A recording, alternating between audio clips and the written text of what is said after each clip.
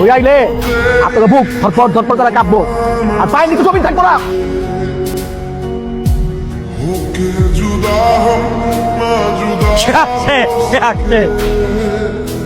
বলছিলাম না সে আসবো, সে আসছে।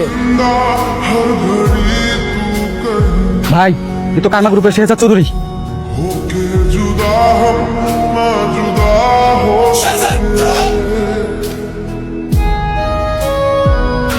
তোদের সবাইকে 1 মিনিটের সময় দিলাম। 1 মিনিটের মধ্যে বৃদ্ধাশ্রমের চাবি ওনাদেরকে ফিরিয়ে দিবি। আর এই এলাকার ত্রিসীমানা যাতে তোদেরকে না দেখি, আর যদি দেখি তাহলে তোদের জামা কাপড় এখানে পরে থাকবে, কিন্তু তোরা থাকবি না। টাকা এই চাপটা চাবি। বাবা আপনি যে কি বলে ধন্যবাদ দেবো, আপনি এতগুলো বুড়া মানুষের জীবন বাঁচাচ্ছে, আমি আপনার বাঁচাতে আচ্ছা কোনো সমস্যা নেই, আজকের পর থেকে যে কোনো বিপদ আপদে আমাকে ডাকবেন। কি বলেছিলাম না কাজ হয়ে যাবে? দেখেছো ওরা তোমাকে দেখে কিভাবে ভয় কাঁপাকাঁপি করছিল? এই তুমি কি এখনো সেই ভাব ধরে থাকবে? Sorry madam. জানো আমার না খুব ইচ্ছে ওই লোকটাকে দেখার, যাকে দেখে সবাই ভয় কাঁপাকাঁপি করে। সে একদম তোমার মতো দেখতে। জি ম্যাডাম, আমারও খুব ইচ্ছা আর কি। আমরা একদিন তার ঠিকানা নিয়ে তার বাসায় যাবো, ভালো হবে না বলো? ম্যাডাম আপনি কি আমার ডাকছেন? জি মনি চাচা। মনি চাচা আপনি কি জানেন এত অনেক ভালো একজন মানুষ। এটা অবশ্য সবাই বলে। মনি চাচা গোলামের অতীত কি? ওর বাবা মাকে আর ওর বাড়ি বা কোথায়? ওর তো বাড়ি নাই, ও এতিম, ওর বাবা মা কেউ নাই, ও তো বসতি থাকে। তাহলে আসল ঘটনা কি? আসলে আসল ঘটনা মানে? না মানে গোলামের অতীত কি? আপনি ভয় পাবেন না চাচা, আপনি আপনি এটা রাখুন, কিন্তু বিনিময়ে আপনাকে সব সত্যি কথা বলতে হবে। ম্যাডাম আসল ঘটনা হইতেছে গোলামরা আমরা নদীর তীরে পাইছিলাম, তারপরে ওরা আমরা ডাক্তারের কাছে নিয়ে যাই, চিকিৎসা করানোর পরে ওর কাউকে চিনতে পারে না, বাপ মা ওর নাম কি, ও কই থাকে কিছুই করতে পারে না। তারপরে আমরা বসতে যাই না, ওদের যে বস্তি ভাই আছে না, ওনার দোকানে ওরা কাজ দেয়, তারপর বস্তি থাকে, বস্তি সবাই চাচা চাচা বলে রাখে, সেই হিসাবে আমিও চাচা, আর আমরা বস্তি সবাই মিলে খুশি হইয়া তার নাম রাখি গোলাম মোল্লা। চাচা ওকে কোন হসপিটাল নিয়ে গিয়েছিলেন? মানে কোন হসপিটাল, জায়গা কোথায়, ডাক্তারের নাম কি ছিল? ওই যে আমাকে বস্তিতে আছে না, বস্তির উল্টা পাশে একটা ক্লিনিক আছে, ওইখানে ওখানে ডাক্তার হচ্ছে মুজাহিদ, উনি ওর চিকিৎসা করেছে। বলেন ম্যাডাম, আপনাকে কিভাবে সাহায্য করতে পারি? আপনি কি উনাকে চেনেন?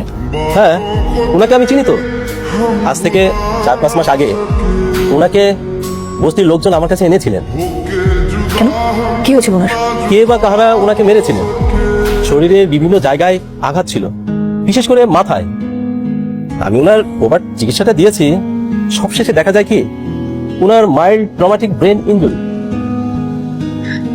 মানে মানে উনি পুরনো কিছু বলতে পারে না, সহজ ভাষায় বলতে গেলে উনি স্মৃতিশক্তি হারিয়ে ফেলেছেন। উনি ওনার জীবনের পুরনো কোনো ঘটনাই মনে করতে পারেন। তুমি ওকে চিনতে পারছো না? আমি তোমার স্ত্রী, আমাদের ফ্রেয়া তো তোমার মেয়ে। আসলে আমি শেহজাদ না, আমার নাম হচ্ছে গোলাম মাওলা, আমি মির্জা বাড়ির কাজের লোক। স্যার আমার বুঝতেছেন না, আমি তো শেহজাদ না যে আমার এই কথাগুলো ভালো লাগবে, আমার তো ভালো লাগতেছে না, বুঝতেছেন না? মা কি হয়েছে তোমার? মানে এত সকালে কি হয়েছে বোমা? আমরা ভুল করে ফেলেছি, আমি অনেক বড় ভুল করে ফেলেছি। বোমা তুমি যদি সত্যিটা না বলো আমি কি করে জানবো কি হয়েছে? কি হয়েছে বোমা? আমি সব জেনে গেছি। কি? সে যা তুমি ইচ্ছে করে আমার সাথে নাটক করছে না মা। মানে কি বলো, কি কি হয়েছে? মানে সে যদি কোনো কিছু মনে নেই না, সে যা সব স্মৃতিশক্তি হারিয়ে ফেলেছে। সে যেদিন বাড়ি ফিরছিল, যেদিন বাড়িতে আসতে পারিনি, ডাক্তারের লোকজনরা ওকে মেয়েরা রাস্তায় ফেলে রাখছিল। তারপর বস্তির লোকজন ওকে হসপিটালে নিয়ে যায়। আমি নিজে হসপিটালে গিয়েছি, কথা বলা আসছে ডাক্তারের সাথে। আমি তো প্রশ্নের উত্তর খুঁজছিলাম মা। আমার শেহজাদ কেন কেন আমাদেরকে নাচার ভান ধরে আছে? কে তাকে ব্ল্যাকমেল করছে? কি তার উদ্দেশ্য? আমি সেটা তো মনে গেলে রিসাবকে বিয়ে করতাম না মা। শেহজাদ তো কোনো অপরাধ করেনি। শেহজাদ তো অপরাধী না, অপরাধী তো আমরা মা। না জেনে আমি না জেনে ওই রিসাবকে বিয়ে করে ফেলেছি মা।